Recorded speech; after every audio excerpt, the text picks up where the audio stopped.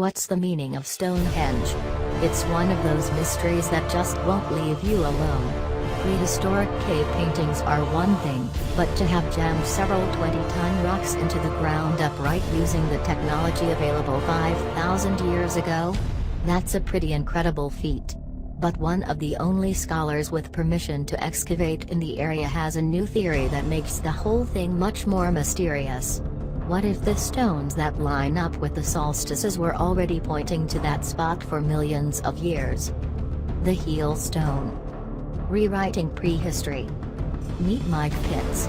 He's been one of the world's leading experts on British archaeology in general, and Stonehenge in particular, since he became one of the few people with permission to excavate the site in 1979. He's discovered a lot about the place, and it seems like every new discovery or theory has carried with it a host of new questions. Now, his latest theory could explain a lot of those mysteries, but of course, it brings a few of its own as well. There are two types of stones at Stonehenge, bluestones and sarsens. Much has been made of exactly where each type originated. In 2011, an analysis of the monument's bluestones definitively placed their source at an outcropping in Wales, some 160 miles, 257 kilometers, away. Of course, those stones were only about 5 tons, 4.5 metric tons, apiece. Compared to the 20 to 30-ton sarsens, they were practically the Mini Coopers of the Henge world. Sarsens are a kind of silicified sandstone, and they're relatively abundant in the area surrounding Stonehenge. Still, most of them were probably dragged from Marlborough Downs, about 20 miles, 32 kilometers, away. Enter Mike Pitts and his, well, pits. Back in 1979, during the first excavation, he uncovered evidence of prehistoric pits dug directly beside some of the most crucial stones in the structure, specifically, the stones known today as the heel stone and stone 16. The heel stone is of particular interest for a couple of reasons. At 35 tons, it's the largest stone in the complex. It's set off from the central circular arena by about 250 feet, 76 meters, and it's the stone you'd gaze at if you were trying to locate the point where the sun rises on the summer solstice and sets on the winter solstice. And the place you'd be standing?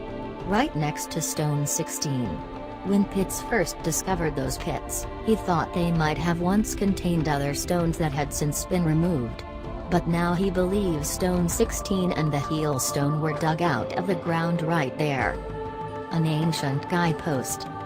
What's interesting is that the pits that those stones would have been dug out of also line up with the solstices. That means that if Pitt is right, a lot of questions that have long surrounded the monument could have answers. For example, why did ancient people choose that particular plot of land to drag their stones? Because it already held astronomical significance to them. Why were these two stones not carved or shaped in any way? Because they were already functioning as markers for the sun. Best of all, this would explain why there were other structures at Stonehenge long before the henge itself. To be fair, it does raise another question: if the stones were already in line with the solstices, then why bother unearthing them and moving them slightly to the south in the first place? We might not ever have all the answers, but every day we get closer to finding out what the Druids were doing, hundreds of years before the dawn of history. Want an insider's opinion on the lives of the people who built Stonehenge? Read Mike Pitts' 1999 book Henge World and take a trip 5,000 years back in time. Or jump back visually with photographer James O. Davis A Year at Stonehenge, which also features an introduction by Pitts.